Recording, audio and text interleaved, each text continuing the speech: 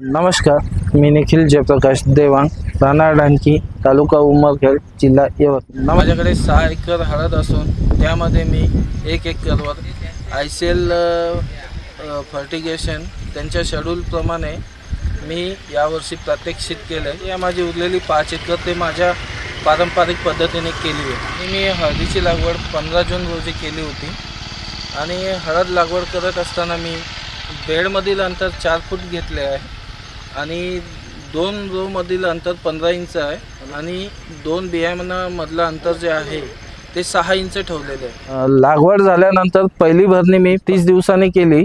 त्यामध्ये मी 12-32-16 एकरी 100 किलो घेतले आणि पॉलिसल्फेट 75 किलो घेतले आणि माझ्या इतर क्षेत्रामध्ये 12-32-16 आणि इतर माझ्या पद्धतीने खतं घेतले. त्यामध्ये ICLच्या प्लॉटला लागवडीनंतर वाढीच्या अवस्थेमध्ये 21 दिवसांनी 750-7 + 2% झिंक, एकरी 5 किलो याप्रमाणे 3 डोस दिले आणि इतर क्षेत्रामध्ये माझ्या पद्धतीने 19-19 हे ग्रेड दिले होते.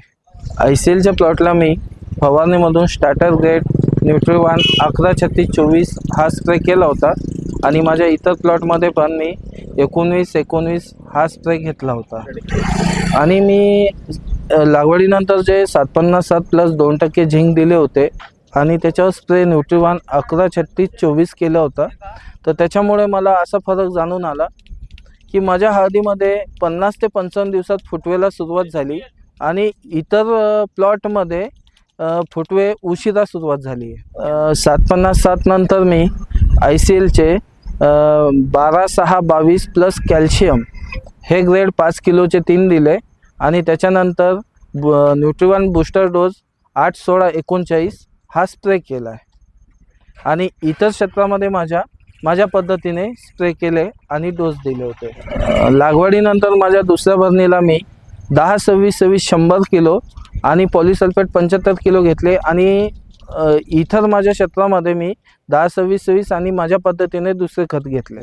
त्यानंतर मी ड्रीपमधून ICLच्या प्लॉटला मॅगफॉस 55-18 + 7% मॅग्नेशियम हे ग्रेड 5 किलोचे 3 दिले आणि माझ्या इतर प्लॉटमध्ये माझ्या पद्धतीने दिले. आणि ICLच्या प्लॉटला मी स्प्रेमधून 12-5-27 हा ग्रेड दिला आणि माझ्या इतर क्षेत्रामध्ये मी 13-40-13 हा ग्रेड दिला होता. मी जेव्हा मॅगफॉस वापरले त्यानंतर मी शेतामध्ये प्लॉट ऑब्झर्वेशन केले तर मला फुटव्यांची काळोखी, त्याच्यानंतर त्याचे स्टम जे आहे ते मजबूत पण दिसले आणि जे स्प्रेमध्ये ग्रेड घेतला होता त्याच्यामुळं पानाला पण ग्रीनरी आली होती आणि खालच्या शेंगांना असं आपण जे म्हणतोय ना, जे एक ॲक्टिव्हपणा त्या पद्धतीचं मला त्याच्यामध्ये दिसून आलं आणि इतर क्षेत्रामध्ये माझा असं कुठलाही ॲक्टिव्हपणा दिसत नव्हता. शेवटच्या टप्प्यामध्ये मी ICLच्या प्लॉटला मी ड्रीपमधून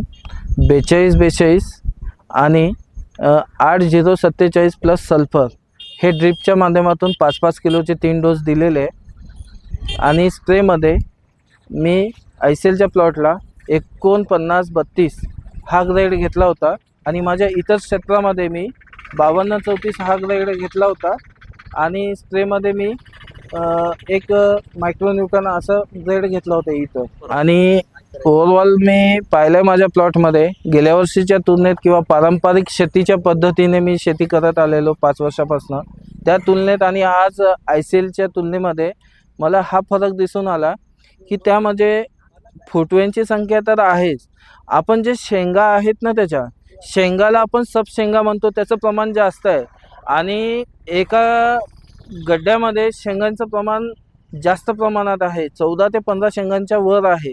त्याच्यामुळं जे मला त्याच्यामध्ये ॲक्टिव्हपणा किंवा त्याच्यामधला जो मधला गर असतो कुरकुमींचा तो मला एकदम ॲक्टिव्ह दिसला आणि त्याच्यानंतर माझ्या इतर प्लॉटमध्ये पण मी ऑब्झर्व केले आणि गड्डा पण काढून पाहिला तर त्याच्या शेंगांची साईज थोडी भरली नव्हती आणि त्या ICLच्या प्लॉटच्या तुलनेमध्ये माझी जे इतर हळद होती इतकी काही स्ट्रॉंग दिसली नाही आणि त्यामुळे मी आता शेवटचा एक डोस देणार आहे परत ICLचाच 8-0-47 + 7% सल्फर आणि एकरी 5 किलो हा डोस देणार आहे. मित्रांनो, मी अनिकेत पाटील, माझं सांगली मार्केट यार्डमध्ये हळद खरेदी विक्रीचं दुकान आहे. तर गेल्या 2 वर्षापासून मी देवांग साहेबांच्या संपर्कात होतो आणि त्यांची क्वालिटी लास्ट टाइम जी आलेली होती सांगली मार्केटला, तर अक्षरशः सांगली मार्केटमधले सुद्धा जे खरीददार आहेत, जे तिथं माल बघणार होते, त्यांना सुद्धा वाटलं नाही की हा नांदेड साईडचा माल आहे तो.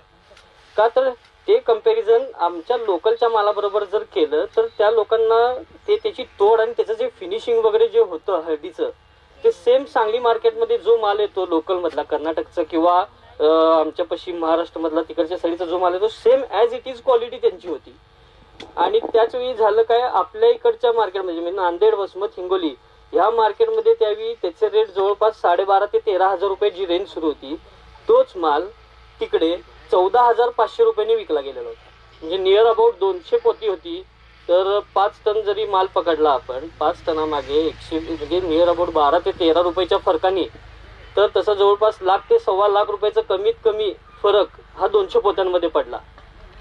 तर माझं म्हणणं एवढंच होतं की तुम्ही जोपर्यंत शेतकरी लोक सुद्धा जोपर्यंत बाहेर जाणार नाहीत, नवीन मार्केट एक्सप्लोर करणार नाहीत, तोपर्यंत म्हणजे प्रगती म्हणतो आपण की किंवा रेट डिफरन्स काय सुरू आहे संपूर्ण ओव्हरऑल सगळीकडे हे कळणार नाही कोणाला. तर तेच तुम्ही जर बियाणं वगैरे सुद्धा जर का लागणार असेल, त्या साईडचं बियाणं सुद्धा सर टेम्पररी बेसिससाठी घेऊन आलेले होते त्यांनी. जवळपास एक 2 का 3 क्विंटलचा एक टोटल प्लॉटच वेगळा केलेला आहे त्याचा, आणि त्याचं सुद्धा प्रोडक्शन केलेलं आहे ही ट्रीटमेंट यूज करून ICLची.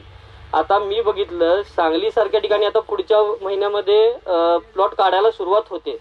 8 महिने कंप्लीट झाल्यानंतर तिकडचे लोक काढायला घेतात शेतकरी सगळे. तर ती आता जी वाढलेली हळद आहे संपूर्ण, ते सांगली बियाणाचं जे हे होतं त्याला ही ICLची ट्रीटमेंट यूज केल्यानंतर किती फरक पडलेला आहे.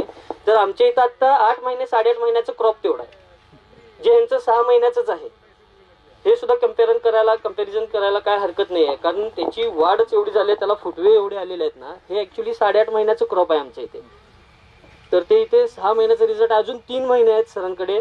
त्या 3 महिन्यात ह्याची वाढ आणखीन होण्याचे चान्सेस आहेत. आणि मेन आत्ताच टायमिंग असतं की त्याची वाढ होण्याची, या 2 महिन्यातच जास्ती वाढ होते. जे कलर चढण्याचं काम होतं, आणखीन साईज वाढण्याचं जे काम होतं, ते ह्या 2 महिन्यात होतं. तर तुम्ही सुद्धा शेतकरी बंधूंना जर का म्हणजे जास्ती कॉस्टली सुद्धा म्हणता येणार नाही, पण जोपर्यंत तुम्ही घालणार नाही आहे तोपर्यंत प्रोडक्शन काय वाढणार नाही आहे, क्वालिटी तशी तयार होणार नाही.